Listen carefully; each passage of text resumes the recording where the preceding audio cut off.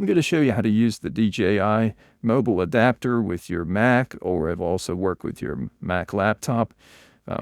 You can just plug this in and connect to a mic just like you normally would with your phone, and Mac will automatically log it in. You can check your settings to make sure it connects, but you just need to plug it in, wait for a second, then turn on your mic to pair it up.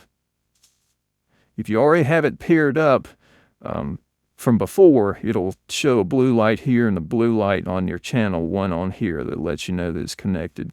This will also work with two mics. You can record in stereo if you want to record directly to your Mac or laptop.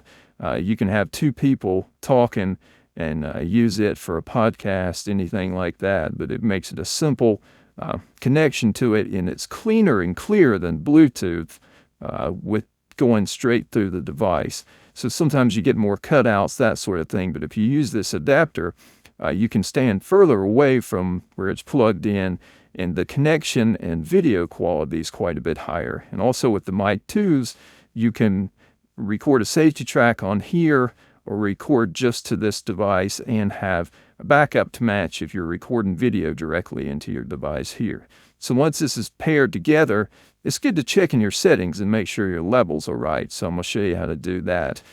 You just click your settings icon, go to sound, and look in it. The mic should automatically show up. So when this connected, the wireless mic showed up as a USB external mic. And then you can adjust the input volume, raise or lower than that. And you can also look at the levels and see that that mic's recording. So I'm just going to show you that it is directly from this mic.